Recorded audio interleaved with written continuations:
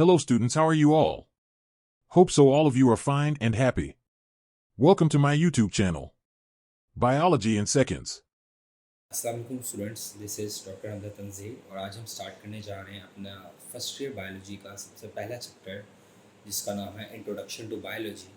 आज हम इस चैप्टर के इम्पॉर्टेंट पास पेपर के शॉर्ट क्वेश्चंस और एमसीक्यूज़ को देखेंगे। आज हम उन शॉर्ट क्वेश्चंस और एमसीक्यूज़ को डिस्कस करेंगे जो कि पास पेपर में most of the time repeat हुए हैं और पास पेपर के अंदर इन्हें फ्रीक्वेंटली पूछा गया है बाय एग्जामिनर्स।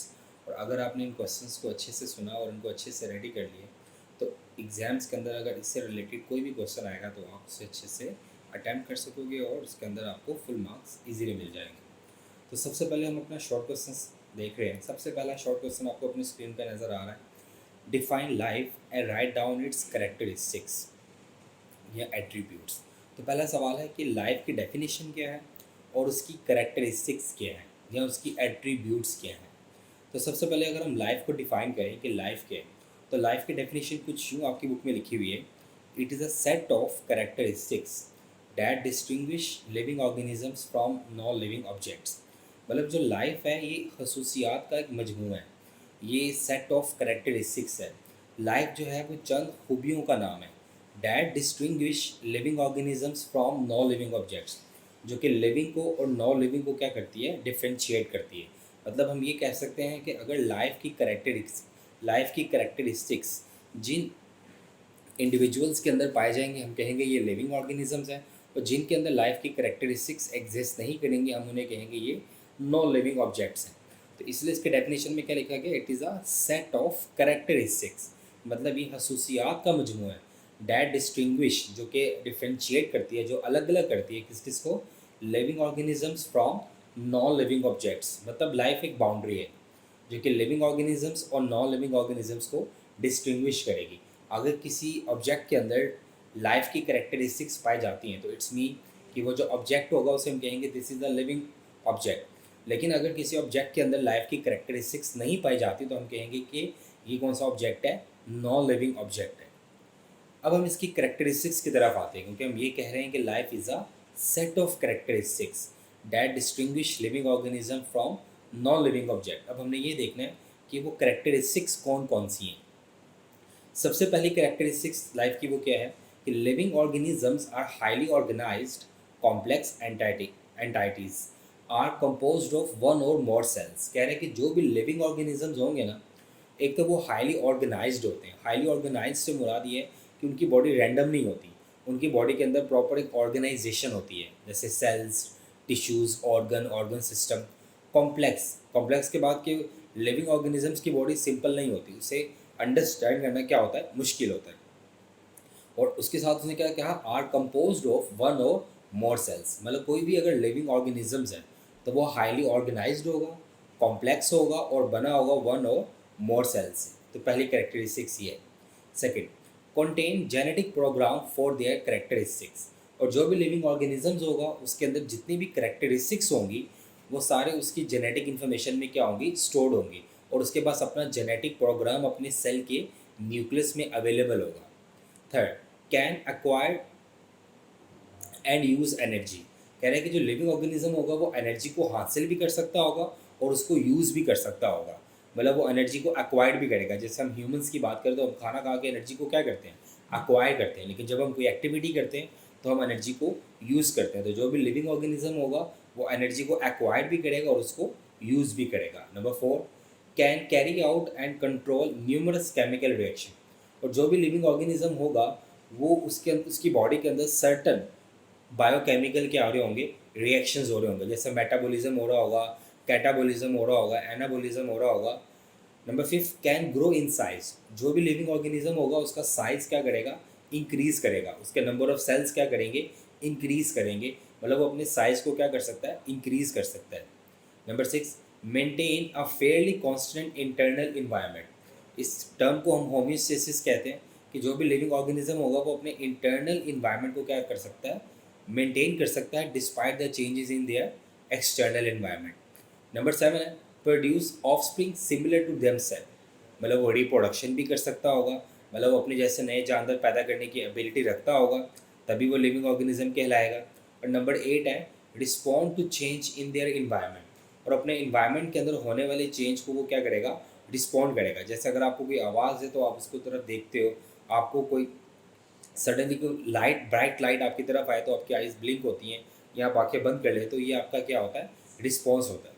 तो अगर ये कैरेक्टरिस्टिक्स किसी ऑब्जेक्ट्स के अंदर पाई जाती हैं तो हम कहेंगे कि उस ऑब्जेक्ट के अंदर लाइफ एग्जिस्ट करती है। और अगर किसी ऑब्जेक्ट के अंदर लाइफ एग्जिस्ट करती है तो हम कहेंगे ये ऑब्जेक्ट कौन सा वाला है, लिविंग ऑर्गेनिज्म। तो होप सो आपको ये बात क्लियर होगी हो कि लाइफ जो है it is a set of characteristics, ये खसूसियात का मजमू है that distinguish living organisms from non living objects, जो कि जानदार और बेजान के बीच में क्या करती है, डिस्टिंग्विश करती है। ये करेक्टरिस्टिक्स जिनके अंदर पाए जाएंगी वो लिविंग है, और जिनके अंदर नहीं पाई जाएंगी वो नॉन लिविंग है। वो कौन कौन सी है, इसको मैं शॉर्ट से समराइज करूँ कि लिविंग ऑर्गेनिजम्स बने होंगे वन और मोर सेल से। लिविंग ऑर्गेनिजम्स के अंदर जेनेटिक प्रोग्राम होगा, वो एनर्जी को एक्वायर्ड भी करेंगे और यूज़ भी करेंगे। उनकी बॉडी के अंदर डिफरेंट केमिकल रिएक्शंस हो रहे होंगे, वो अपने साइज़ को भी इंक्रीज़ करेंगे, वो अपने इंटरनल इन्वायरमेंट को मेंटेन करेंगे despite changes in their external environment, और वो अपने जैसे नए जानदार भी पैदा कर सकते होंगे, और इन्वायरमेंट के अंदर होने वाली चेंजेस को वो रिस्पॉन्ड भी करेंगे। तो ये वो करेक्टरिस्टिक्स ऑफ लाइफ है जो कि डिटर्मिन करती हैं कि either this object is living और नॉन लिविंग। लेकिन सुनो, ये सवाल तीन तरह से आता है। एक तो ये सिंपल जो मैंने आपको लिखा हुआ है कि define life and write down it's characteristics, एक तो इस तरह से आता है। दूसरा ये आता है define life and write down it's attributes. आप लोगों ने इस चैप्टर में पॉपुलेशन के एट्रीब्यूट्स पढ़े हैं, लेकिन स्टूडेंट्स वो लाइफ के एट्रीब्यूट्स भी पूछता है आपसे कभी कभी। और थर्ड ये सवाल इस तरह से आता है कि write down the characteristics of living organism, क्योंकि स्टूडेंट्स हम जानते हैं कि जिस चीज़ के अंदर लाइफ है वो चीज़ लिविंग ऑर्गेनिज्म कंसीडर होती है, इसलिए वो कभी कभी लाइफ की बजाय यहाँ पे कौन सा वर्ड यूज़ कर लेता है, लिविंग ऑर्गेनिज्म। तो तब भी आपने यही करेक्टरिस्टिक्स मेंशन करनी है। यहाँ पे आपको 8 बताई गई हैं, आपने कोई सी 4 याद कर लेनी जो आपके लिए ईजी हैं, ताकि आप इसको बोर्ड के एग्जाम्स के अंदर लिख सको। क्वेश्चन नंबर 2 है define fresh water biology and marine biology. Fresh water biology और मेरीन बायोलॉजी की डेफिनेशन लिखनी है। सबसे पहले हम बात करेंगे फ्रेश वाटर बायोलॉजी की, फिर हम मेरीन बायोलॉजी को देखते हैं। हमें पहले ये पता होना चाहिए कि फ्रेश वाटर होता क्या है। तो फ्रेश वाटर स्टूडेंट्स एक ऐसा पानी जो कि पीने के काबिल होता है उसको क्या बोलते हैं, फ्रेश वाटर। और water which is able to drink that water is called fresh water. मतलब उसके अंदर सॉल्ट्स वगैरह एक सर्टन लिमिट्स के अंदर होते हैं, हाई लेवल ऑफ सॉल्ट उसके अंदर नहीं होता, तो वो पानी पीने के काबिल होता है। तो इस पानी को हम क्या कह रहे होते हैं, फ्रेश वाटर। अब हमने ये देखना है कि फ्रेश वाटर बायोलॉजी क्या है। तो यहाँ पे क्या लिखा हुआ है कि this branch of biology deal with the organisms living in fresh water bodies.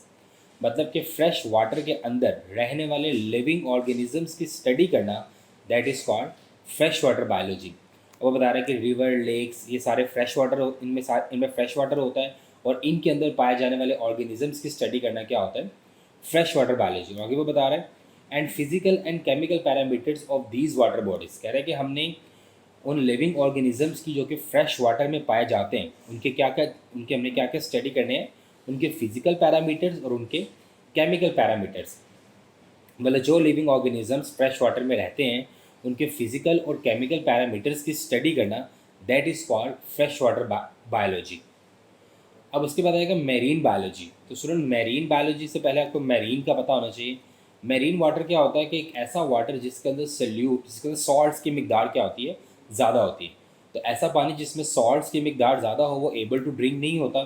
तो हम ये कह सकते हैं कि मेरीन वाटर एक ऐसा वाटर है जो कि do not able to drink. क्यों? क्योंकि उसके अंदर सॉल्ट्स की कंसनट्रेशन क्या होती है, ज़्यादा होती है। Fresh water able to drink है क्योंकि वो बैलेंस्ड वाटर होता है, और marine water not able to drink क्योंकि उसके अंदर सॉल्ट्स क्या होते हैं, ज़्यादा होते हैं। अब हमने कहा कि फ्रेश वाटर बायोलॉजी क्या है, कि वो लिविंग ऑर्गेनिजम्स जो कि फ्रेश वाटर में रहते हैं उनके फिजिकल और केमिकल पैरामीटर्स की स्टडी करना is called fresh water biology. इसी तरह मेरीन बायोलॉजी होगा, this is a study of life in seas and ocean. मतलब समुद्रों में जो जानदार पाए जाते हैं, मेरीन वाटर में जो जानदार पाए जाते हैं उनकी स्टडी करना क्या होता है, मेरीन बायोलॉजी। उसके बाद कह रहा है this include the study of marine life and the physical and chemical characteristics of the sea acting as factor for marine life. इसके अंदर भी उसने वही बात बताई कि हम मेरीन लाइफ की तो स्टडी करेंगे और साथ ही साथ फिजिकल और केमिकल पैरामीटर्स की भी स्टडी करेंगे, जैसा हम फ्रेश वाटर बायोलॉजी में करते हैं। तो आपने सिंपल इसको कैसे याद रखना है, study of the living organisms which are live in fresh water is called freshwater biology, and we studied their physical and chemical parameters. ठीक है, और मेरीन बायोलॉजी क्या होगा कि study the life in seas and ocean and also studied their physical and chemical parameters, उसे हम क्या काम नाम देंगे, मेरीन बायोलॉजी का। जैसा अगर मैं कहता हूँ शार्क, तो हमें पता है कि जो शार्क है वो समुद्र में रहती है, ठीक है, वो फ्रेश वाटर में अंदर नहीं होती, वो मेरीन वाटर में होती है।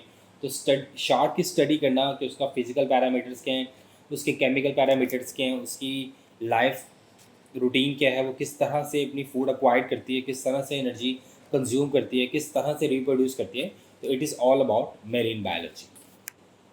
नेक्स्ट क्वेश्चन नंबर 3 है, define parasitology and human biology. ये एक ऐसी ब्रांच है पैरासाइटोलॉजी जो कि मैक्सिमम टाइम बोर्ड के अंदर आई हुई है, तो आपने पैरासाइटोलॉजी को ध्यान से सुनना है। कह रहे हैं कि पैरासाइटोलॉजी की डेफिनेशन क्या है और ह्यूमन बायोलॉजी की डेफिनेशन क्या है।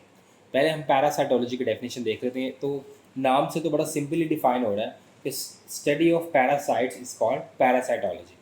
लेकिन हम इसको थोड़ा इन डेप्थ देखते हैं। कह रहे हैं कि this is a branch of biology which deal with the study of parasites. पहले उसने वही बात की है।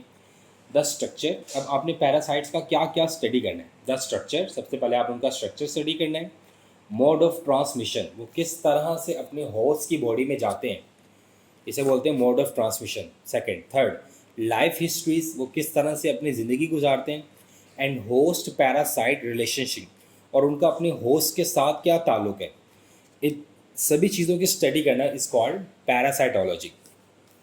मतलब पैरासाइटोलॉजी का सिंपल कॉन्सेप्ट तो यही है कि स्टडी ऑफ पैरासाइट्स। और स्टूडेंट्स हम जानते हैं कि पैरासाइट्स क्या होते हैं। पैरासाइट्स ऐसे ऑर्गेनिजम्स होते हैं जो कि रहते हैं किसकी बॉडी में, होस्ट की बॉडी पे, उसके इनसाइड रहते हैं या उसके ऊपर रहते हैं, लेकिन ये डिपेंडेंट होते हैं किसकी बॉडी के ऊपर, होस्ट की बॉडी के ऊपर।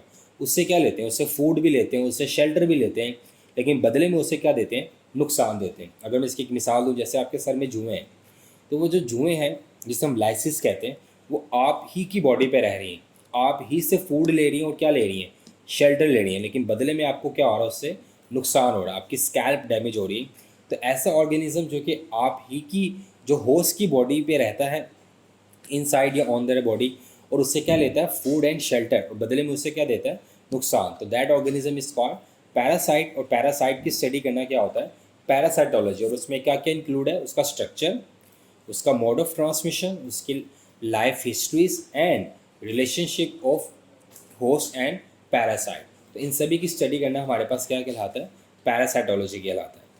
उसके बाद human biology, it deal with the study of man. मतलब इंसान की स्टडी करने को क्या बोलते हैं, ह्यूमन बायोलॉजी। और इसी को स्टडी करके आगे आप डॉक्टर बनते हैं, तो it deal with the study of man. अब आगे इसमें क्या क्या इंक्लूड है, this include form and structure.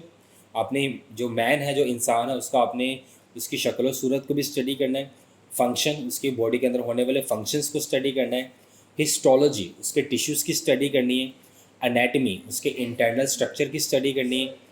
Morphology, उसके स्ट्रक्चर्स की स्टडी करनी है। एवोल्यूशन, उसमें जो वक्त के साथ साथ चेंजेस आती हैं उसकी स्टडी करनी है। जेनेटिक्स, उसका जो जेनेटिक मेकअप है उसकी स्टडी करनी है। सेल बायोलॉजी, उसके जो सेल है और उसके जो स्ट्रक्चर्स हैं उनकी स्टडी करनी है। एंड इकोलॉजी स्टडी, और उसका इन्वायरमेंट के साथ जो रिलेशन है उसकी स्टडी। मतलब ह्यूमन बायोलॉजी के अंदर हम किसकी स्टडी कर रहे होते हैं, मैन की। और मैन से रिलेटेड जितनी भी चीज़ें, anatomy, physiology, morphology, evolution, genetics, cell biology, ये सभी स्टडीज़ किसके अंदर आती हैं, ह्यूमन बायोलॉजी में आती हैं। नेक्स्ट स्टूडेंट, क्वेश्चन नंबर 4 है, डिफाइन इकोसिस्टम एंड बायोस्फीयर। ये बहुत इंपॉर्टेंट क्वेश्चन है, इसको बहुत ध्यान से सुनना आपने कि इकोसिस्टम क्या होता है और बायोस्फीयर क्या होता है। सबसे पहले हम यहाँ पे डिस्कस करेंगे बायोस्फीयर को। क्या कह रहे हैं, द पार्ट ऑफ अर्थ, ज़मीन का वो हिस्सा, इनहेबिटेटेड बाय लिविंग ऑर्गेनिज्म, मतलब ज़मीन का वो हिस्सा जहाँ पे लिविंग ऑर्गेनिजम्स रहते हैं। Includes both living and non living components. कह रहे हैं कि ज़मीन का वो हिस्सा जहाँ पे लिविंग ऑर्गेनिजम्स रहते हैं उसे हम क्या बोल रहे होते हैं, बायोस्फीयर। और आगे वो ये भी बता रहे हैं कि बायोस्फीयर में लिविंग और नॉन लिविंग कंपोनेंट्स दोनों ही होते हैं, लेकिन हम उसको बायोस्फीयर इसलिए कह रहे होते हैं क्योंकि वहाँ पे क्या रह रहे होते हैं, लिविंग ऑर्गेनिजम्स रह रहे होते हैं। The part of earth inhabited by living organism is called biosphere. अगर आप इतना भी लिख लोगे इट्स इनफ, कि ज़मीन का वो हिस्सा जहाँ पे लिविंग ऑर्गेनिजम्स रहते हैं इज कॉल्ड बायोस्फीयर। आपके माइंड में आएगा कि सर आगे उसने ये क्यों लिखा है, includes both living and non living components. क्योंकि स्टूडेंट्स हम जानते हैं कि जहाँ पे लिविंग ऑर्गेनिजम्स होते हैं वहाँ पे नॉन लिविंग कंपोनेंट्स का होना नेसेसरी है, वरना उनके बगैर लिविंग ऑर्गेनिज्म सर्वाइव नहीं कर सकते। जैसे हवा, हवा एक नॉन लिविंग कंपोनेंट है but they are necessary for living objects. Water एक नॉन लिविंग कंपोनेंट है but they are necessary for living object. इसलिए आगे लिखा गया including both living and non living components. But more specifically definition इसकी क्या है, the part of earth inhabited by living organism, कि ज़मीन का वो हिस्सा जहाँ पे लिविंग ऑर्गेनिजम्स रहते हैं उसे क्या कहते हैं, बायोस्फीयर। अब उसके बाद है इकोसिस्टम। इकोसिस्टम क्या है, वो कह रहे हैं कि a community together with it's non living surrounding is called ecosystem. कह रहे हैं एक ऐसी कम्युनिटी, और एक कम्युनिटी जिसके अंदर क्या है, डिफरेंट स्पीशीज़ होते हैं। मैं पता है कि कम्युनिटी के अंदर डिफरेंट स्पीशीज़ होती हैं। कह रहा है कि a community together with it's non living surrounding, मतलब कम्युनिटी है एक और उसके इर्द गिर्द जो उसकी नॉन लिविंग सराउंडिंग्स है उन्हें कलेक्टिवली क्या कहा जाता है, इकोसिस्टम। या आप इसको ऐसे भी कह सकते हो जो आप मैट्रिक में पढ़ के आए हो, the sum of biotic and abiotic components of environment is called ecosystem. मतलब माहौल के जानदार और जो बेजान अज्जा होते हैं वो कलेक्टिवली क्या बनाते हैं, इकोसिस्टम बनाते हैं।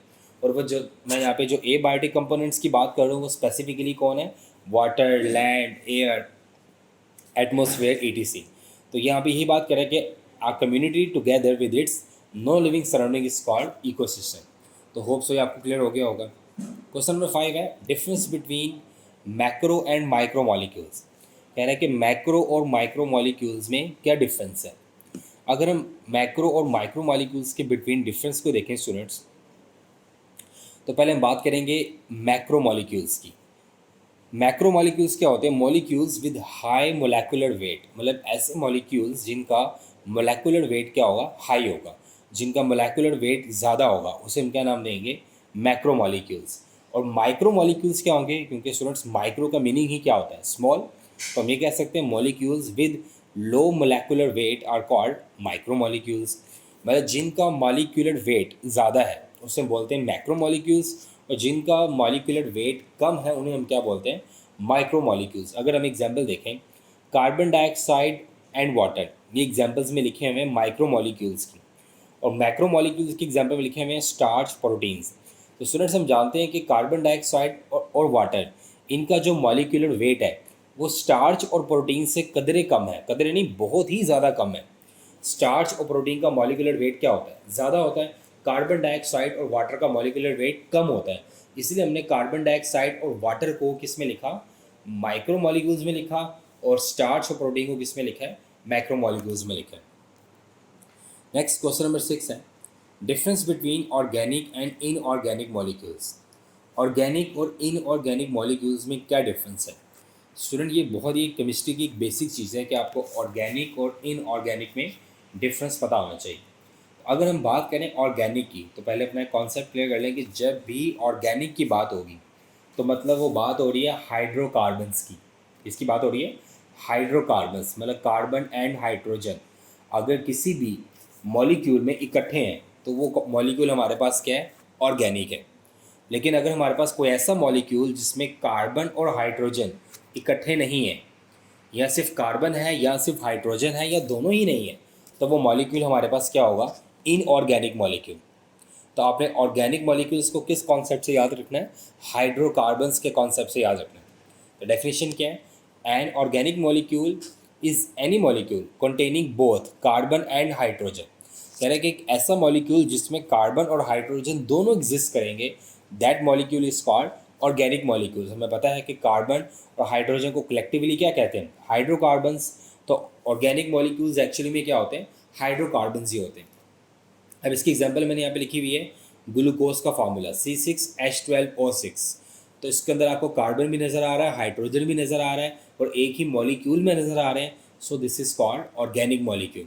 अब अगर हम इनऑर्गेनिक मॉलिक्यूल्स की बात करें तो inorganic molecules do not includes carbon and hydrogen together in a molecule.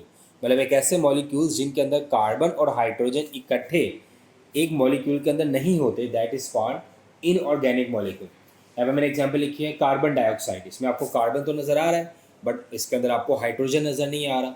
इस तरह मैंने एग्जांपल लिखी है H2O, इसके अंदर हाइड्रोजन तो है लेकिन क्या नहीं है, कार्बन नहीं है। तो मतलब ऐसे मॉलिक्यूल्स जिनके अंदर कार्बन हाइड्रोजन टुगेदर एग्जिस्ट नहीं करते वो इनऑर्गेनिक मॉलिक्यूल्स होते हैं, लेकिन अगर इसके अलावा भी कोई मॉलिक्यूल है तो वो इनऑर्गेनिक ही है, जैसे NaCl।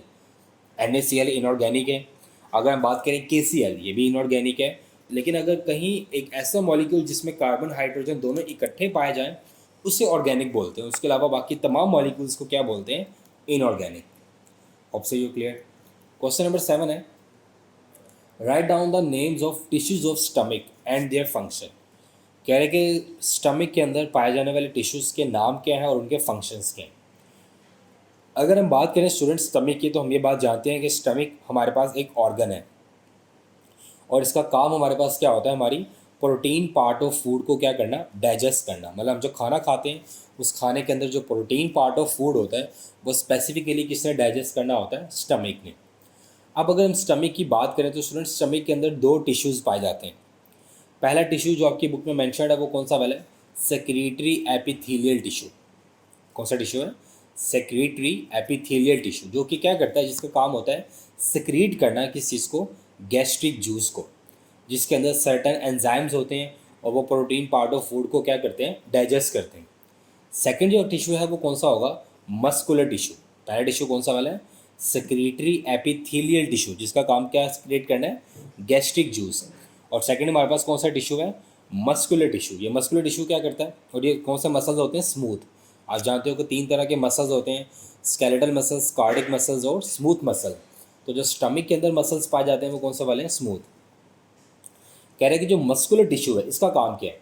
For contracting the walls of the stomach and mixing the food with the enzyme thoroughly and moving the food to the posterior end. मतलब ये समझ लो कि आपने अगर प्रोटीन फूड लिया तो वो प्रोटीन फूड जब आपके स्टमक में जाती है तो सेक्रेटरी एपिथेलियल टिश्यू नंबर 1 ये क्या सेक्रेट करेंगे? Gastric juice.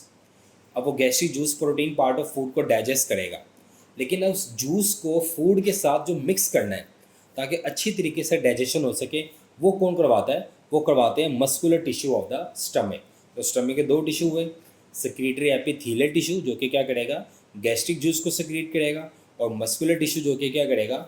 मिक्सिंग करेगा किसी से गैस्ट्रिक जूस की with the protein part of food. उसके बाद हमारे पास आएगा question number 8, define population and give name it's attributes. कह रहे कि पॉपुलेशन की डेफिनेशन क्या है और उसके एट्रीब्यूट्स के नाम लिखो। अगर हम पॉपुलेशन की डेफिनेशन की तरफ जाएं स्टूडेंट, तो सबसे पहली बात पॉपुलेशन की डेफिनेशन हमारे पास यहाँ पे क्या होगी? It is a group of living organisms. कह रहे हैं कि ये जिंदा जानदारों का एक ग्रुप है ऑफ द सेम स्पीशीज़, और वो स्पीशीज़ क्या होनी चाहिए? सेम। मतलब हम ये कह सकते हैं अ group of same species located in the same place at a same time. मतलब अगर एक ही तरह की स्पीशीज़ एक ही वक्त में एक ही जगह पे मौजूद हों तो उसे क्या बोलते हैं? पॉपुलेशन। अब एक ही तरह की स्पीशीज़ से क्या मुराद है? ये कॉन्सेप्ट क्लियर होना बहुत ज़रूरी है। एक ही तरह की स्पीशीज़ हम उसे कहते हैं ऐसे जानदार जो कि आपस में इंटरब्रीड करके अपने जैसे बच्चे पैदा करें, उन्हें हम बोलते हैं ये स्पीशीज़ सेम है। और ऐसे जानदार जो कि आपस में नेचुरली इंटरब्रीड ना कर सकें और अपने जैसे बच्चे पैदा ना कर सकें, हम कहते हैं कि ये डिफरेंट स्पीशीज़ हैं। अगर मैं कहूँ इंसान और इंसान, एक जगह पे 10 इंसान बैठे हुए हैं एक रूम के अंदर, हम कहेंगे ये सेम स्पीशीज़ से बिलोंग करते हैं, क्योंकि वो आपस में नेचुरली इंटरब्रीड कर सकते हैं और अपने जैसे नए जानदार पैदा कर सकते हैं। लेकिन अगर एक रूम के अंदर इंसान भी हैं, घोड़े भी हैं, गधे भी हैं, कैट्स भी हैं, तो हम कहेंगे कि यहाँ पे डिफरेंट स्पीशीज़ बैठी हुई हैं, क्योंकि वो जो ऑर्गेनिज्म वहाँ बैठे हुए हैं वो एक ही स्पीशीज़ से बिलोंग नहीं करते। तो पॉपुलेशन क्या होगी? पॉपुलेशन कहते हैं कि एक ही जैसे जो जानदार होते हैं जिन्हें हम सेम स्पीशीज़ कहते हैं, उनका ग्रुप जो कि एक ही वक्त में एक ही जगह पे होगा, दैट इज़ कॉल्ड पॉपुलेशन। जैसे आपने बड़ी कॉमन एग्जांपल पढ़ी है, a number of biology students in biology class. अब इस एग्जांपल कैसे फिट होती है पॉपुलेशन के ऊपर? अगर हम कहते हैं कि नंबर ऑफ बायोलॉजी स्टूडेंट्स, तो हमें पता है, हमें ये बात तो अच्छे से पता है कि स्टूडेंट्स तो इंसान ही होते हैं ना, ह्यूमंस ही एक ऐसी स्पीशी है जो कि स्टडी करती है। तो नंबर ऑफ बायोलॉजी स्टूडेंट्स मतलब यहाँ पे ह्यूमंस की बात हो रही है, सेम पॉपुलेशन सेम स्पीशीज वाली, studied in biology class. Class एक स्पेसिफिक टाइम पे होती है और एक जगह पे होती है, तो group of same species live in the same place at a same time is called population. अब उसकी एट्रीब्यूट्स, इसकी करेक्टरिस्टिक्स क्या कह रहे हैं कि सम ऑफ दीज एट्रीब्यूट्स आर, कह रहे हैं कि पॉपुलेशन की जो एट्रीब्यूट्स हैं वो कौन कौन सी है? Number 1 gene frequency, number 2 gene flow, number 3 age distribution, number 4 population density and number 5 population pressure. तो ये 5 इसके एट्रीब्यूट्स हैं, ये 5 पॉपुलेशन की करेक्टरिस्टिक्स हैं जिन्हें आपने याद रखना है। Gene frequency, gene flow, age distribution, population density and population pressure. Question number 9 है community is a dynamic collection, justify your answer. ये बड़े लॉजिकल सवाल है। अगर हम बात करें पॉपुलेशन की, तो मैंने आपको बताया था कि पॉपुलेशन क्या होता है, a group of same species live in the same place at a same time. अगर एक ही तरह के जानदार एक ही वक्त में एक ही जगह पर रहेंगे तो दैट इज कॉल्ड पॉपुलेशन। लेकिन अगर हम कम्युनिटी की बात करें कि कम्युनिटी क्या है, तो कम्युनिटी क्या होता है, it is a group of different species live in the same place at a same time. अगर डिफरेंट स्पीशीज एक ही वक्त में एक ही जगह पे रहेंगी तो दैट इज़ कॉल्ड कम्युनिटी। जैसे मैं जंगल की बात करूँ तो जंगल के अंदर डिफरेंट स्पीशीज़ एक ही जगह पे रह रही होती हैं, ठीक है, तो दैट इज़ कॉल्ड कम्युनिटी। अगर मैं दरिया की बात करूँ, रिवर की बात करूँ, तो वहाँ पे भी बहुत ज़्यादा स्पीशीज़ जो होती हैं वो एक ही जगह पे रह रही होती हैं। तो वो कह रहे हैं कि कम्युनिटी को डायनामिक कलेक्शन क्यों कहते हैं। डायनामिक कलेक्शन से मुराद कि कम्युनिटी के अंदर स्पीशीज़ की तादाद एक जैसी नहीं रहती, किसी स्पीशीज़ की तादाद ज़्यादा होती है तो किसी की तादाद कम होती है, ऐसा क्यों है, वो ये पूछ रहा है आपसे। तो आपने बताना है कि communities are dynamic collections of organism, कि कम्युनिटी के अंदर जो ऑर्गेनिज्म या स्पीशीज़ पाई जाती हैं उनकी तादाद ऊपर नीचे होती है। उसकी वजह की इन विच वन पॉपुलेशन में इंक्रीज, इसके अंदर एक पॉपुलेशन की तादाद क्या होती है, ज़्यादा, एंड अदर में डिक्रीज, और दूसरी कम हो सकती है due to fluctuations in abiotic factors. अभी ए बायोटिक फैक्टर्स क्या है student, water, land, temperature, ETC, ठीक है। अब वो कह रहे हैं कि कम्युनिटी के अंदर जो ऑर्गेनिजम्स होते हैं ये कांस्टेंट नहीं होते, मतलब अगर लायंस 100 है तो हिरन भी 100 होनी चाहिए, रैट भी 100 होने चाहिए, रैबिट भी 100 होने चाहिए, ऐसा नहीं है। इसमें किसी एक स्पीशीज़ की तादाद ज़्यादा होती है तो किसी एक स्पीशीज़ की तादाद कम होती है। उसकी रीज़न क्या है, उसकी रीज़न है fluctuations in abiotic factors. वहाँ पे जो ए बायोटिक फैक्टर्स होते हैं, कुछ स्पीशीज़ ऐसी हैं जो कि ठंड में रहना पसंद करती हैं, तो जब वहाँ पे ठंड का माहौल आता है तो उनकी तादाद ज़्यादा हो जाती है। कुछ स्पीशीज़ ऐसी हैं जो कि गर्मी में रहना पसंद करती हैं, तो जब गर्मी का माहौल आता है तो उनकी तादाद ज़्यादा हो जाती है और ठंड वालों की कम हो जाती है। इसलिए कम्युनिटीज़ के अंदर जो स्पीशीज़ की तादाद है वो फ्लैक्चुएट करती रहती है due to the abiotic factors changes. Hope so you clear. Question number 10 है define biome and why it given name this. कह रहे हैं कि बायोम की डेफिनेशन क्या है और उसको ये नाम क्यों दिया गया। अगर हम बायोम की बात करें स्टूडेंट, तो बायोम की डेफिनेशन बहुत क्लियर आपकी बुक में मेंशन है कि अ लार्ज रीजनल कम्युनिटी, मतलब बायोम जो होता है ये किसी एक लार्ज रीजन को कहा जाता है, primarily determined by its climate, जो कि डिटर्मिन होती है अपनी किस चीज़ से, क्लाइमेट से, ठीक है। अब अगर हम बात करें बायोम्स की कि हमारी दुनिया में कितने बायोम्स हैं और कौन कौन से बायोम। हमारी ज़मीन के ऊपर फ्रेश वाटर बायोम है, हमारी ज़मीन के ऊपर मैरीन बायोम है, हमारी ज़मीन के ऊपर ग्रास लैंड बायोम है, क्योंकि हमारी ज़मीन के ऊपर एक स्पेसिफिक पार्ट है जहाँ पे सिर्फ घास है। एक हमारी ज़मीन के ऊपर फॉरेस्ट बायोम है, हमारी ज़मीन के ऊपर एक स्पेसिफिक रीजन है जहाँ पे सिर्फ जंगलात हैं। फिर हम कहते हैं टुंड्रा बायोम, हमारी ज़मीन के ऊपर एक स्पेसिफिक एरिया जहाँ पे सिर्फ बर्फ़ है, उन्हें टुंड्रा बायोम कहते हैं। तो स्टूडेंट्स कहने का मतलब ये है कि बायोम क्या है, एक बड़ा सा एरिया है, एक बड़ा सा एक लार्ज रीजनल क्या है, कम्युनिटी है, जो कि डिटर्मिन होती है अपनी किस चीज़ से, क्लाइमेट से। मतलब उसका क्लाइमेट ही उसको डिसाइड करता है कि वो रीजन किस तरह का होगा। अगर तो वहाँ का क्लाइमेट ठंडा है तो वो टुंड्रा होगा, अगर तो वहाँ का क्लाइमेट मॉडरेट है तो वो ग्रासलैंड हो जाएगा, अगर तो वहाँ का क्लाइमेट बड़ा गर्म है तो वो डेजर्ट हो जाएगा, ठीक है। अगर तो वहाँ का क्लाइमेट रेनी है तो वो फॉरेस्ट हो जाएगा, अगर तो वहाँ पानी ही पानी है तो वो फ्रेश वाटर या मेरीन हो जाएगा। इसलिए वो कह रहा है कि a biome is a large regional community primarily determined by its क्या, क्लाइमेट। अब कह रहे हैं कि इसको ये नाम क्यों दिया जाता है। कह रहे हैं कि these biomes have been named after the types of major plants और major feature of the ecosystem. कह रहे हैं कि बायोम्स को नाम दिया जाता है वहाँ पे मौजूद मेजर प्लांट्स की वजह से या वहाँ पे उस जगह के जो फीचर्स होते हैं उस वजह से। जैसे मैंने बोला कि टुंड्रा बायोम को नाम टुंड्रा बायोम इसलिए दिया गया कि वहाँ का टेम्परेचर माइनस में रहता है, फ्रीजिंग टेम्परेचर, वहाँ पे बर्फ़ ही बर्फ़ होती है, इसलिए इसको टुंड्रा कह दिया गया।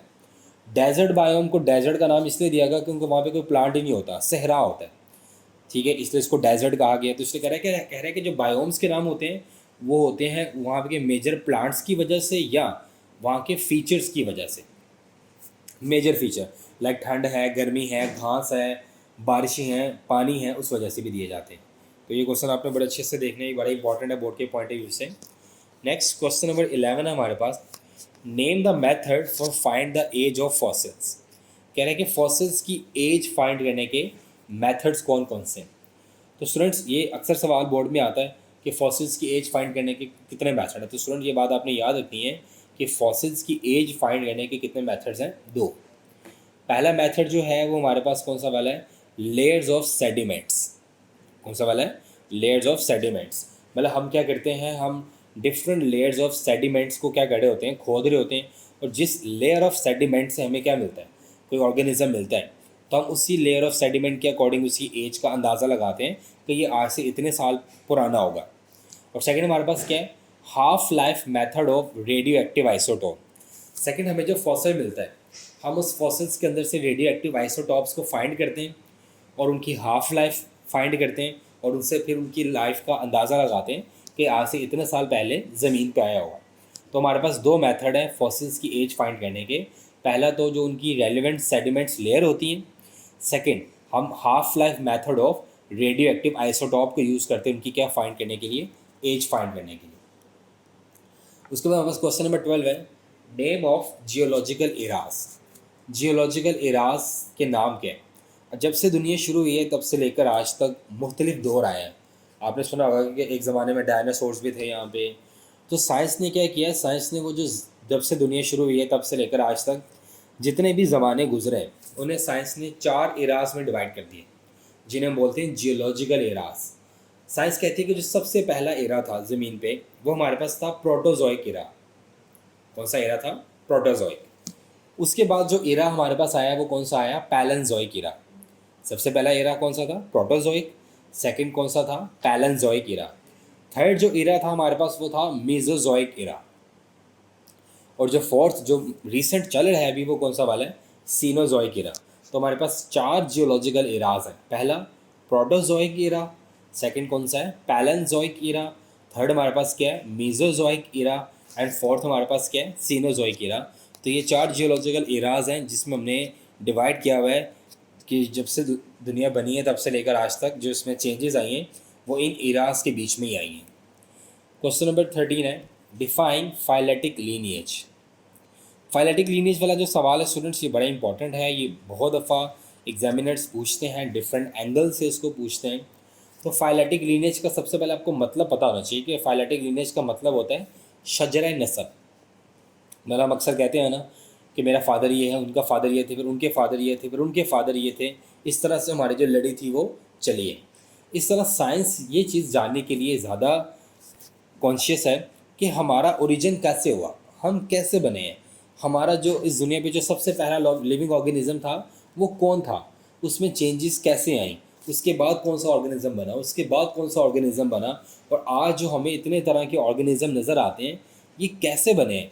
तो ये सारा चीज़ को अंडरस्टैंड करना ये हमारे पास क्या है, फाइलेटिक लीनिएज। तो उसका डेफिनेशन क्या है, a phyletic lineage is an unbroken series of species. कह रहे हैं कि जो फाइलेटिक लीनिएज होती है ये हमारे पास क्या होती है, एक ना टूटने वाली लड़ी है स्पीशीज़ की। जाहिर बात है कि फादर है तो उसका फिर आगे से बच्चा भी होगा, बच्चा है तो उसका भी आगे से बच्चा होगा। तो ये एक अनब्रोकन सीरीज ऑफ क्या है, स्पीशीज़। अरेंज्ड इन, और ये रेंज कहाँ से कहाँ होती है, एंसेस्टर टू डिसेंडेंट, वही मतलब अबाव अजदाद से उनके बच्चों में। Sequence with each later species having evolve from one that immediately proceeded it.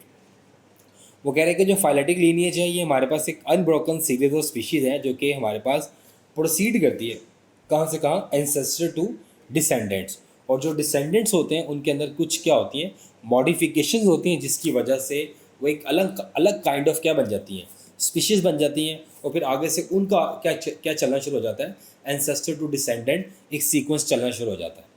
तो एंसेस्टर टू डिसेंडेंट जो एक सीक्वेंस अरेंज्ड है स्पीशीज़ का, that is called phyletic lineage. उसके बाद क्वेश्चन नंबर 14 है, difference between deductive and inductive reasoning. ये एक ऐसा क्वेश्चन है चैप्टर नंबर 1 का जो लाजमन बोर्ड एग्जाम्स के अंदर आता है कि डिडक्टिव और इंडक्टिव रीजनिंग में क्या डिफरेंस है। अगर हम बात करें difference between deductive and inductive reasoning की, तो सबसे पहली बात हम देखेंगे यहाँ पर डिडक्टिव रीजनिंग को। तो कह रहे हैं कि जो डिडक्टिव रीजनिंग होती है ना, move from general to the specific. मतलब डिडक्टिव रीजनिंग के अंदर हम हाइपोथेसिस बनाने के लिए, कोई मफरूज़ा बनाने के लिए ऑब्जर्वेशंस के बाद हम कहाँ से कहाँ चलते हैं, जनरल टू स्पेसिफिक चलते हैं। अब इसके अंदर जो लॉजिक यूज़ होती है वो कौन सी होती है, इफ़ देन, अगर है तो फिर ये है। अब इसकी हम एग्जांपल ले लेते हैं। For example, if we accept that all birds have wings, करें कि अगर हम ये बात मान लें कि तमाम परिंदों के पर होते हैं, ये बात हमने जनरल की है। And the sparrow are birds, हम जानते हैं कि चिड़िया भी एक परिंदा है। Then we conclude that sparrows have wings, तो हम ये कहेंगे कि जो चिड़िया हैं इनके भी पर लाजमी होंगे। तो इसके अंदर हम कहाँ से कहाँ गए, जनरल टू स्पेसिफिक। पहले हमने दुनिया में तमाम परिंदों की बात की कि दुनिया के तमाम परिंदों के पर होते हैं, तो स्पैरो भी एक परिंदा है तो उसके भी पर होने चाहिए। तो ये हम कहाँ से कहाँ मूव किए हैं, जनरल टू स्पेसिफिक। तो that kind of reasoning is called deductive reasoning. आगे एक और एग्जाम्पल है, if all green plants required sunlight for photosynthesis, अगर तमाम ग्रीन प्लांट्स को फोटोसिंथेसिस के लिए लाइट चाहिए, ये हमने तमाम प्लांट्स की बात किया तो ये बात जनरल है। देन एनी ग्रीन प्लांट, तो कोई भी ग्रीन प्लांट अगर है, कोई स्पेसिफिकली कोई भी ग्रीन प्लांट ले लो, व्हेन प्लेस्ड इन डार्क, उसको अगर हम अंधेरे में रखेंगे, वुड नॉट सिंथेसिस ग्लूकोज, तो वो ग्लूकोज प्रोड्यूस नहीं कर सकेगा। The end product of photosynthesis, जो कि फोटोसिंथेसिस के रिजल्ट में बनता है। तो इसके अंदर भी हम कहाँ से कहाँ गए, जनरल टू स्पेसिफिक। तो एक ऐसी रीजनिंग जिसके अंदर हम मूव करते हैं general to specific, that reasoning is called deductive reasoning. अब इंडक्टिव रीजनिंग इसका उल्टा है। इंडक्टिव रीजनिंग के अंदर हम कहाँ से कहाँ मूव करते हैं, हम स्पेसिफिक टू जनरल मूव करते हैं। तो inductive reasoning which is reasoning from the specific to the general, जो जनरल टू द स्पेसिफिक है वो कौन सा वाली है, डिडक्टिव। और जो स्पेसिफिक टू द जनरल है वो कौन सी वाली है, इंडक्टिव। वो कह रहे हैं कि it begin with specific observations, कह रहे हैं कि ये कुछ ऑब्जर्वेशन से स्टार्ट होती है and lead to the formation of general principle. मतलब हम कुछ चीज़ें देखते हैं और उसके बाद हम उसको प्रिंसिपल के फॉर्म में कन्वर्ट करना चाहते हैं इसके अंदर। जैसे कि if we know that sparrow have wings, अब हम जैसे मैंने देखा कि यार कि स्पैरो के एक पर है, ठीक है, और स्पैरो एक परिंदा, ये भी मुझे पता है। तो मैं क्या करूँगा कि जितने भी परिंदे होंगे उनके पर होंगे। तो यहाँ पे जो मैंने बात की है वो मैंने स्पेसिफिक टू जनरल बात की है। तो जो reasoning specific to the general move करती है that is called inductive reasoning. Question number 15 है, write any 4 methods for formulating hypothesis. कह रहे हैं कि हाइपोथेसिस बनाने के कोई से 4 मेथड्स के नाम लिखने हैं। ये अक्सर सवाल बोर्ड में आता है। तो दो जो मेथड है हाइपोथेसिस बनाने के वो बड़े कॉमन है। कह रहे हैं कि there are 2 ways of formulating hypothesis. A hypothesis can be the result of deductive reasoning और it can be consequence of inductive reasoning. कह रहे हैं कि हम हाइपोथेसिस बनाते हैं या तो डिडक्टिव रीजनिंग से या तो इंडक्टिव रीजनिंग से। या तो हम बनाते हैं जनरल टू द स्पेसिफिक या हम बनाते हैं specific to the general. But उसने यहाँ पे आपसे 4 मेथड पूछे। तो आगे क्या लिखा हुआ है, in fact sometimes scientist also use other ways to form a hypothesis. अब बाज़ का साइंटिस्ट इन 2 मेथड्स के अलावा कुछ और तरीक़ेकार भी इस्तेमाल करते हैं क्या बनाने के लिए, हाइपोथेसिस बनाने के लिए। और वो कौन कौन से हैं, पहला इंट्यूशन और इमेजिनेशन, वो ख्यालात की बेस पे भी हाइपोथेसिस बनाते हैं। एस्थेटिक प्रेफरेंस, वो अपनी सोच की बेस पे भी क्या बनाते हैं, हाइपोथेसिस बनाते हैं। रिलीजियस आइडियाज़, वो अपने मजहबी जो तरीक़ेकार होते हैं उसकी बेस पे भी हाइपोथेसिस बनाते हैं। Comparison and analogy with other processes, वो दूसरे प्रोसेसेस से मिलते जुलते भी हाइपोथेसिस बनाते हैं। Discovery of one thing while looking for some other things, तो वो किसी और चीज़ की स्टडी कर रहे होते हैं और वो उससे मिलता जुलता एक और हाइपोथेसिस भी बना लेते हैं। तो आपने कोई से 3 याद करने हैं, ठीक है। और अगर बोर्ड के अंदर वो पूछेगा तो मैक्सिमम 4 मेथड पूछता है हाइपोथेसिस बनाने के। 2 तो बड़े इजी हैं, डिडक्टिव और इंडक्टिव, बाकी 2 आप लोगों ने 5 में से कोई याद कर लेने। नेक्स्ट हमारे पास है, what is biological control. Biological control क्या होता है। तो अगर सुनो हम इसके नाम की तरफ देखें, अगर हम इसका नाम गौर से पढ़ें बायोलॉजिकल कंट्रोल, तो इसका मतलब है कि इसके अंदर किसी भी चीज़ को कंट्रोल किया जाएगा बाय यूजिंग लिविंग ऑर्गेनिज्म। तो इसका डेफिनेशन मैंने क्या लिखी है, कंट्रोल ऑफ पैथोजेंस। पैथोजेंस क्या होते हैं, जो डिजीज़ कॉज करते हैं। तो कह रहे हैं कि control of pathogens by using living organism is known as biological control. कह रहे हैं कि अगर हम पैथोजेंस को, डिजीज़ कॉजिंग एजेंट्स को कंट्रोल करते हैं किसकी मदद से, लिविंग ऑर्गेनिजम्स की मदद से, तो that control is called biological control. अब इसकी कोई एग्जांपल हम देख लेते हैं। कह रहे हैं कि इन बायोलॉजिकल कंट्रोल पेस्ट, जो हशरात होते हैं, are destroying by using some living organism, हम कीड़ों को मारते हैं कुछ कीड़े इस्तेमाल करके, some living organism that compete with or even eat them up, जो कि उनके साथ लड़ते हैं और उन्हें खा भी जाते हैं, जैसे कि an aphid that attack walnut tree. Aphid हमारे पास एक पेस्ट है जो कि अखरोट के दरख्त पे अटैक करता है, is being controlled biologically by a wasp that parasitise this aphid. तो हम उस एफिड को मारने के लिए क्या यूज़ करते हैं, वेस्प क्या करता है, उसको खा जाता है एफिड को। तो हमने लिविंग ऑर्गेनिजम्स को ही कंट्रोल किया bye using living organism he, that is called biological control. Next question number हमारे पास 17 है, what is hydroponic culture technique. Hydroponic culture technique क्या है, ये बहुत इंपॉर्टेंट क्वेश्चन है, बोर्ड के अंदर बहुत दफ़ा रिपीट हुआ है कि हाइड्रोपोनिक कल्चर टेक्निक क्या होती है। तो कह रहे हैं कि hydroponic culture technique is use to test whether a certain nutrient is essential for plant or not। मतलब एक ऐसी टेक्निक जो कि इस्तेमाल होती है किस लिए, चेक करने के लिए कि ये जो न्यूट्रिएंट्स हैं ये प्लांट्स के लिए एसेंशियल है भी या नहीं।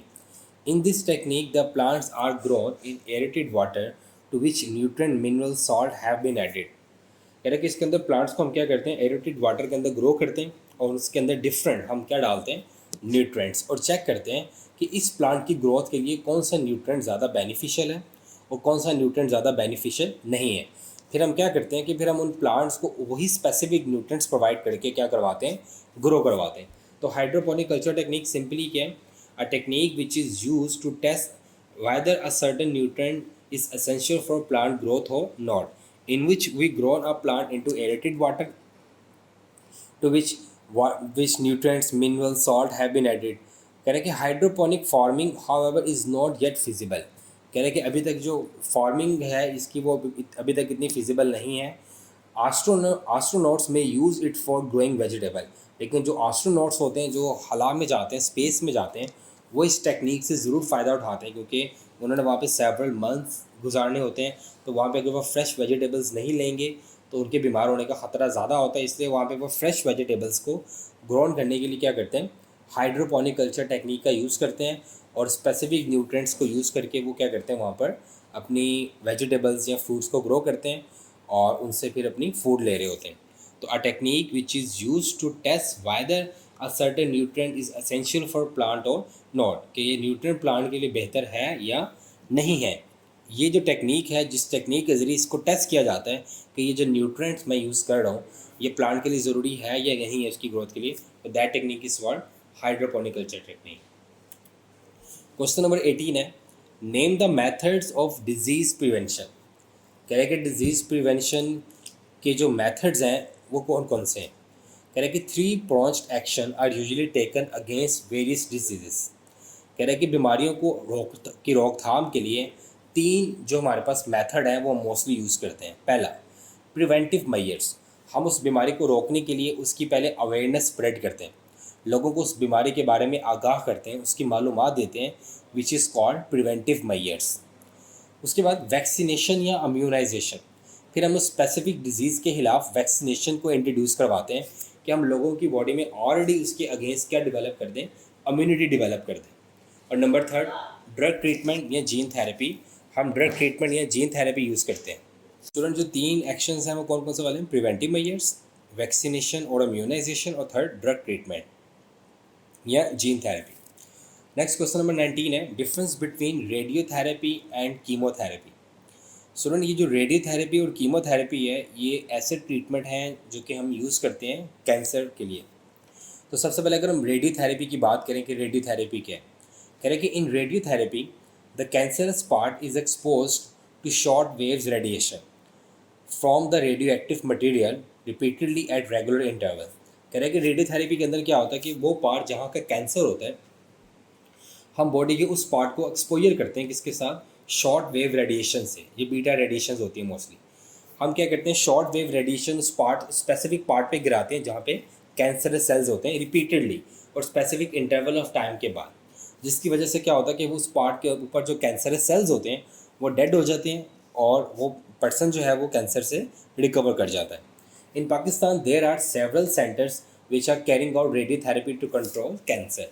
तो रेडियोथेरेपी के अंदर क्या होता है कि हम शॉर्ट वेव रेडिएशंस को यूज़ करते हैं किस चीज़ के लिए, to kill the cancerous cells, ठीक है।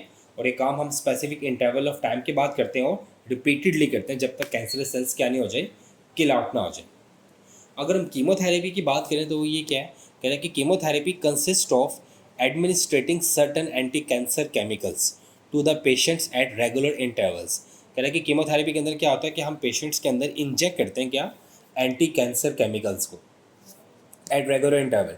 ये एंटी कैंसर केमिकल्स क्या करते हैं, ये किल कर देते हैं both cancerous cells as well as क्या, नॉर्मल सेल्स। मतलब जो कीमोथेरेपी का एक साइड इफेक्ट वो यही है कि ये कैंसरस सेल्स के साथ साथ हमारे नॉर्मल सेल्स को भी किल कर देता है। तो रेडियोथेरेपी के अंदर हमने क्या यूज़ की, शॉर्ट वेव रेडिएशंस को यूज़ किया to kill the cancerous cells, और कीमोथेरेपी के अंदर हमने क्या यूज़ किया, एंटी कैंसर केमिकल्स को यूज़ किया to kill out the cancerous cells. Next question number 20 है, define gene therapy and cloning. यहाँ पे उसने आपसे दो चीज़ों की डेफिनेशन पूछी है, जीन थेरेपी की और क्लोनिंग की। अगर हम बात करें यहाँ पे सबसे पहले जीन थेरेपी की, तो जीन थेरेपी क्या होता है, recently a new technique has been developed to repair defective gene. कह रहे हैं कि रिसेंटली एक नई टेक्निक डेवलप हुई है डिफेक्टिव जीन को रिपेयर करने के लिए।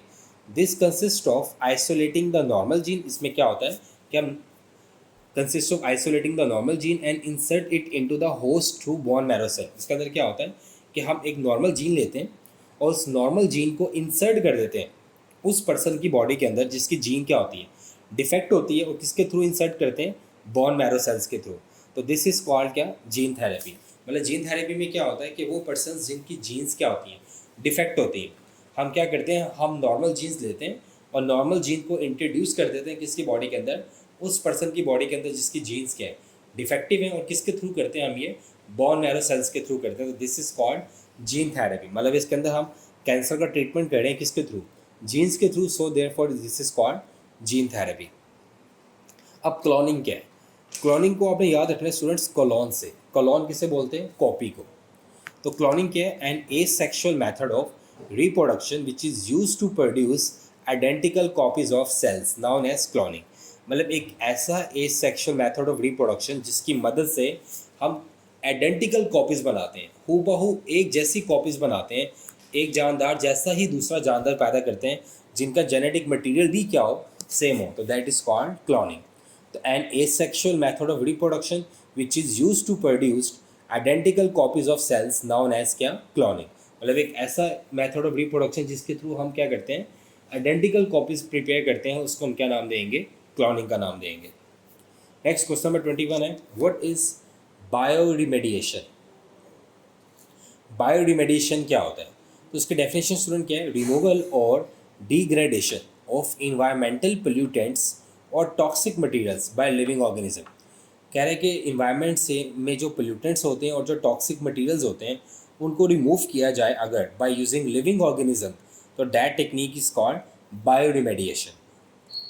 अब एग्जाम्पल यहाँ पे क्या दे रहा है कि LG have been found to reduce pollution of heavy metals by bioabsorption. कह रहा है कि हम LG को यूज़ करते हैं किस पर्पज़ के लिए, इन्वायरमेंट से हैवी मेटल्स की वजह से जो पोल्यूशन हो रही है उसको रिड्यूस करने के लिए। क्योंकि LG क्या करती है, LG उन हैवी मेटल्स को अपने अंदर एब्जॉर्ब कर लेती है जिसकी वजह से इन्वायरमेंट में उन हैवी मेटल्स की कंसनट्रेशन कम होती है और ह्यूमंस को नुकसान भी क्या होता है उससे कम से कम होता है। फिर तो हमने LG का यूज़ किया to remove the heavy metals from environment through bioabsorption, तो दैट इज कॉल्ड बायोरिमेडिएशन।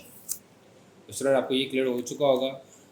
ये हमारे शॉर्ट क्वेश्चंस थे जो आपके सामने डिस्कस्ड हुए हैं, और इस चैप्टर की जो एक्सरसाइज है वो भी आपको इसी चैनल की प्लेलिस्ट में स्टूडेंट्स मिल जाएगी। अब हम अपने नेक्स्ट पेज की तरफ चलते हैं जो कि इसी चैप्टर के पास पेपर के MCQs हैं।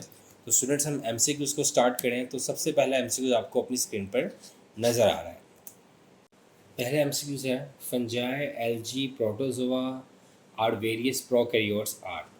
कह रहे कि जो हमारे पास बायोडाइवर्सिटी है उसमें जो फंजाई एल्गी प्रोटोजोआ और मुख्तलिफ प्रोकैरियोट्स हैं वो कितने परसेंट हैं, 17.6, 19.9, 9.4 या 9.1। तो स्टूडेंट हम जानते हैं कि जो राइट आंसर है वो हमारे पास क्या है, 9.4, ऑप्शन सी।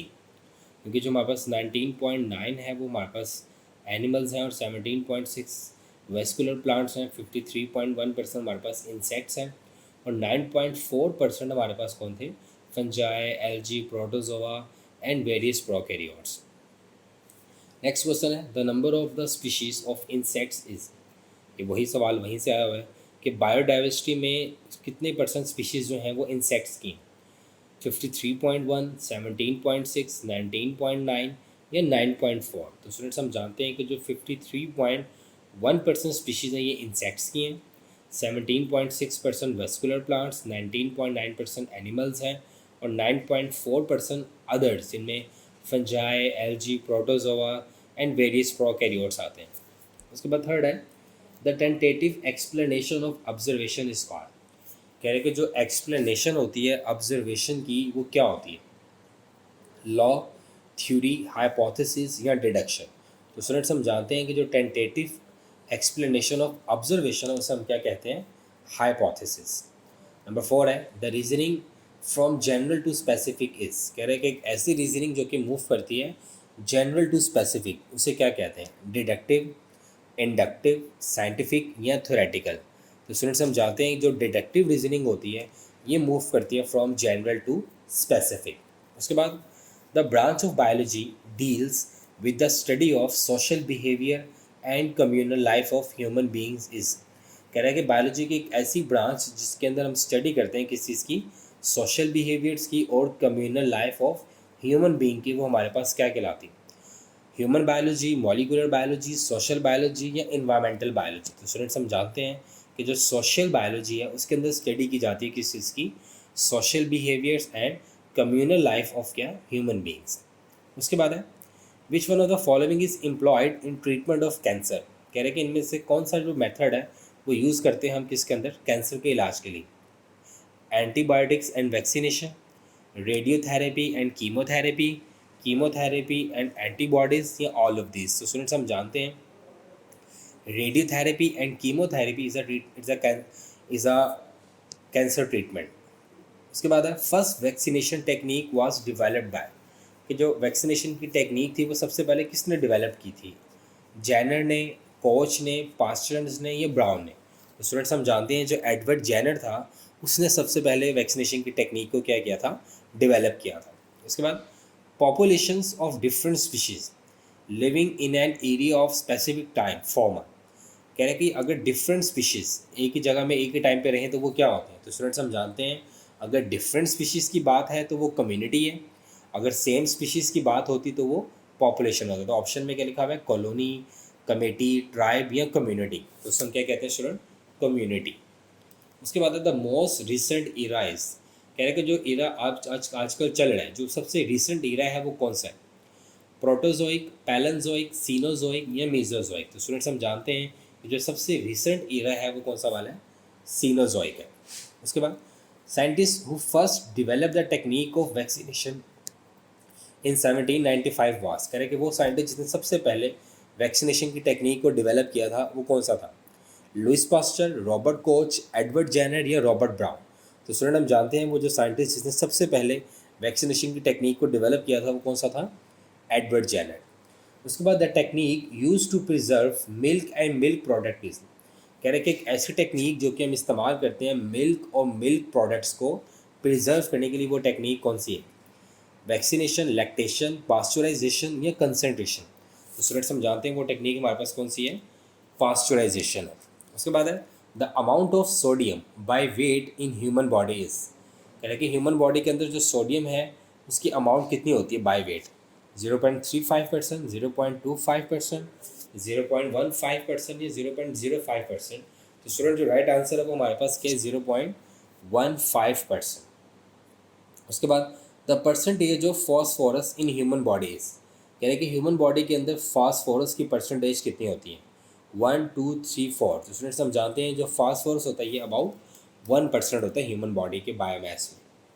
उसके बाद use of living organism system और process in manufacturing and service industry is studied by branch call. कह रहे कि लिविंग ऑर्गेनिजम्स को इस्तेमाल करना डिफरेंट मैन्युफैक्चरिंग प्रोसेस के अंदर, ये बायोलॉजी के किस ब्रांच में इसको स्टडी किया जाता है, social biology, human biology, biotechnology या मेरीन बायोलॉजी। तो स्टूडेंट्स हम जानते हैं इसका राइट आंसर हमारे पास क्या है, बायोटेक्नोलॉजी।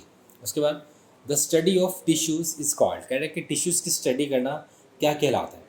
एनाटमी, हिस्टोलॉजी, पैलेंटोलॉजी या फिजियोलॉजी? तो स्टूडेंट्स हम जानते हैं कि टिश्यूज़ की स्टडी करना हमारे पास क्या होता है? हिस्टोलॉजी। उसके बाद है in 1997 scientist in Scotland succeeded in colony आ, कह रहे हैं कि 1997 में साइंटिस्ट ने स्कॉटलैंड में किसकी क्लोनिंग की थी? शीप, हॉर्स, काउ या गोट? तो स्टूडेंट्स हम जानते हैं कि जो सबसे पहले क्लोनिंग हुई थी वो किसकी हुई थी? शीप, और उसका नाम क्या था? डॉली।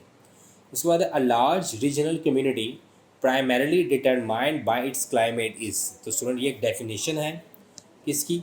बायोमास की, बायोस्फीयर की, बायोम की, ये पॉपुलेशन की। तो student it is a definition of biome. A large regional community primarily determined by its climate is called biome.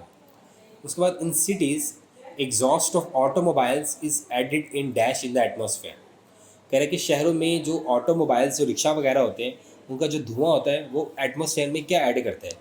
Nitrogen, phosphorus, chromium या लेड? तो स्टूडेंट्स हम जानते हैं कि जो एग्जॉस्ट ऑफ ऑटोमोबाइल्स होते हैं उनमें क्या होता है? लेड होता है। उसके बाद in human body amount of oxygen is, कह रहे हैं कि ह्यूमन बॉडी के अंदर ऑक्सीजन की कितनी परसेंटेज होती है ह्यूमंस के बायोमास के अंदर? 50, 65, 70 या 40? तो ह्यूमंस की बायोमास के अंदर ऑक्सीजन जो होता है वो कितना होता है? 65% होता है। A group of similar cells that perform similar function is called. तो स्टूडेंट ये डेफिनेशन है, किसकी डेफिनेशन है? ऑर्गन की, टिश्यू की, सिस्टम की या ऑर्गेनेली की? तो स्टूडेंट हम जानते हैं ये डेफिनेशन किसकी है? एक टिश्यू की है। A group of similar cells that perform similar function is called tissue. उसके बाद the bio elements which account for 99% of the total mass in the human body are, कह रहे हैं कि बायो एलिमेंट्स जो कि ह्यूमन बॉडी का 99% मास बनाते हैं वो कितने हैं? 4, 6, 8 या 3? तो हम जानते हैं स्टूडेंट जो फर्स्ट 6 बायो एलिमेंट्स हैं it make 99% of the total mass in the human body. Last पे है muscles of stomach are of which type, कि स्टमक के अंदर जो मसल्स होते हैं वो किस तरह के होते हैं? स्केलेटल, स्मूथ, कार्डियक या वॉलेंट्री? तो स्टूडेंट्स हम जानते हैं कि जो स्टमक के मसल्स होते हैं वो हमारे पास क्या होते हैं? स्मूथ मसल्स होते हैं। तो स्टूडेंट ये हमारे पास एमसीक्यू से, होप्स वो आप लोगों ने शॉर्ट क्वेश्चन और एमसीक्यूज को बड़े ध्यान से सुना होगा। अगर फिर भी किसी बच्चे के माइंड में कोई सवाल है तो वो कमेंट बॉक्स के अंदर कमेंट कर सकता है, और मुझे अपने फीडबैक से ज़रूर आगाह कीजिएगा ताकि इसको मैं मोर इम्प्रूव कर सकूं, और डिज़र्विंग स्टूडेंट्स इसको स्प्रेड ज़रूर कीजिएगा। अल्लाह हाफिज़।